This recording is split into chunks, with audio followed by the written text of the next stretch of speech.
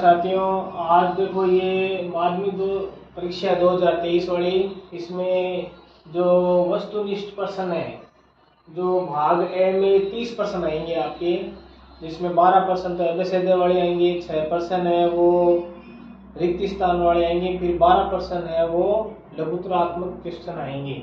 तो इस तरह से 30% है आपके जो गणित की परीक्षा होगी, जो 4 तारीख को टाइम टेबल में 4/4/2023 को।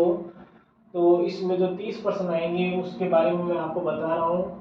तो इसमें देखो ये वस्तुनिष्ठ प्रश्न है। वस्तुनिष्ठ प्रश्न में ये पहला सवाल है कि वास्तविक संख्याएं कहलाती है। वास्तविक संख्याएं कौन सी होती है? तो इसमें आपको ये ध्यान में रखना है कि परिमेय और अपरिमेय दोनों संख्याएं हैं, ये वास्तविक संख्याएं कहलाती है।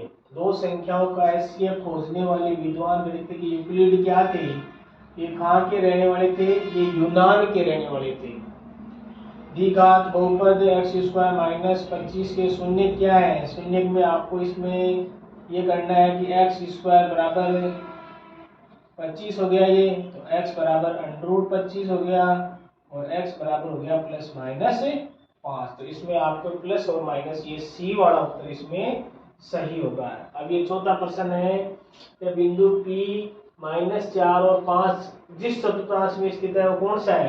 तो ये आपके दूसरे चतुर्थांश में है। इसको हम देखो इस तरह से समझ सकते हैं। ये प्लस प्लस का होता है, ये माइनस प्लस, ये माइनस प्लस, माइनस माइनस, ये प्लस माइनस। ये फर्स्ट चतुर्थांश होता है, ये प्रथम चतुर्थांश होता है, ये द्वितीय चतुर्थांश होता है, और ये तृतीय चतुर्थांश होता है, और ये चतुर्थ चतुर्थांश होता है। तो इस आधार से माइनस और प्लस है, तो ये द्वितीय चतुर्थांश में स्थित होगा। अब द्विघात समीकरण ax² + bx + c = 0 में जाए, ये नोट को 0 के मूल समान है। तो इसकी शर्त है b² - 4ac बराबर 0 समान होने की ये शर्त है। तो इसमें इसको पक्षांत करेंगे तो ये रूप आएगा। इसका सही उत्तर हो गया आपके सी। क्वेश्चन नंबर 6 है। इसमें लिखा है कि देखिए m के किस मान के लिए 10 m और -1 समांतर श्रेणी में है। तो समांतर श्रेणी में क्या होता है? उनका सार्वअंतर है वो समान होता है। तो सार्वअंतर का सूत्र है दूसरी संख्या में से पहली संख्या घटा दो। तो ये दूसरी संख्या माइनस पहली संख्या है सार्वअंतर। और इधर सार्वअंतर ये भी होता है कि तीसरी संख्या में से दूसरी संख्या घटा दो। तो -2 -m। अब हम इसको पक्षांत करेंगे तो देखो m + m इधर आ गया, और ये हो गया -2, ये प्लस का 10, ये हो गया 2m बराबर 8 हो गया, तो m बराबर 4। इस तरह से इसका सही उत्तर आएगा आपके ए। अब है कार्तिक निर्देशांक पद्धति को प्रतिपादित करने वाले गणितज्ञ कौन थे? ये थे डिकार्टिज। ये आपको याद रखना है। ये है 8वां प्रश्न, sin² 50 + cos² 50 + 1। तो sin² थीटा + cos² थीटा मान 1 हो गया। तो 1 और 1 कितने हो गए यहाँ पर? ये 2 हो गए। यदि किसी वृक्ष की छाया उसकी ऊंचाई की 1/√3 गुनी हो तो उस सूर्य का उन्नयन कोण कितना होता है? तो इस तरह के सवालों को देखो हल करने के लिए हम क्या करेंगे, इसमें हम मान लेंगे कि इसकी छाया है, तो ये तो होगी आपकी ऊंचाई, तो मान ली हमने x, और छाया है वो ऊंचाई की 1/√3 गुनी है, तो ये इसकी छाया होगी। अब देखो जब हम इसका जब चित्र बनाते हैं तो ये तो हो गया ऊंचाई x होगी और ये आपकी इसकी छाया होगी।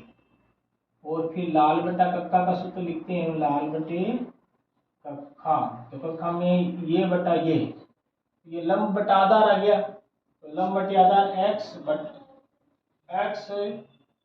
इंटू √3, तो ये ऊपर चला गया, x से x कट गया, तो ये हो गया √3 बराबर। अब लंब बटा आधार किसका मान होता है? tan थीटा का मान होता है। तो tan वाली लाइन में √3 किसका मान होता है? 60 डिग्री का मान होता है। ये हो गया tan 60 डिग्री बराबर tan थीटा। तो ये थीटा बराबर हो गया 60 डिग्री। 60 डिग्री आएगा इसमें। ये 10वां प्रश्न देखोगे, वह रेखा जो वर्त को 2 बिंदुओं पर काटती है वो क्या कहलाती है? वह छेदन रेखा कहलाती है। जो स्पर्श करती है वो स्पर्श रेखा है, और जो उनकी परिधियों को छूती है 2 जगह वो जीवा होगी। अब 11वां प्रश्न है, किस स्थिति में त्रिभुज की रचना नहीं की जा सकती। ये बहुत ही महत्वपूर्ण प्रश्न है। देखो, तीन भुजाएं दी हुई तब भी कर सकते हैं, लेकिन इस स्थिति में यदि तीन कोण दिए हुए हो तो हम त्रिभुज की रचना नहीं कर सकते हैं। अब है पाई संख्या है। पाई क्या संख्या है? एक अपरिमेय संख्या है। 12 प्रश्न वो एबीसीडी वाली वस्तुनिष्ठ प्रश्न के पश्चात 6 प्रश्न आपके रिक्त स्थान के आएंगे।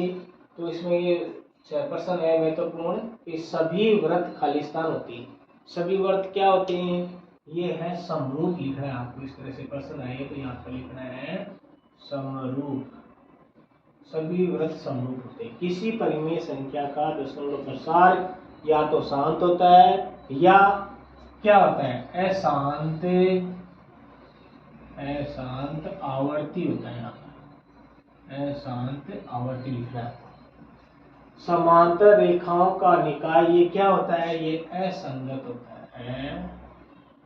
संगत, यहाँ पर असंगत लिखना है। दो त्रिभुजों की संगत भुजाएं परस्पर क्या हो? समानुपाती हो। यहाँ पर लिखना है समानुपाती। समानुपाती हो तो त्रिभुज समरूप होते हैं। और ये हो गया force 4 sec square theta minus 4 tan square theta का मान क्या होता है? तो ये हमें जानते हैं कि sec square theta minus tan square theta बराबर 1 होता है। तो यहाँ पर 4 कॉमन ले लेंगे तो ये 4 इसका मान 1 हो जाएगा। इसका उत्तर आएगा यहाँ पर 4। ऐसे दो कोण जिनके माप का योग 90 डिग्री हो तो वे एक दूसरे के क्या कहलाते हैं? यहाँ पर पूरक नाम लिखना है। पूरक कोण कहलाते हैं। और अगर यहाँ पर 180 डिग्री दिया हुआ हो तो उसको हम संपूरक कोण कहते हैं।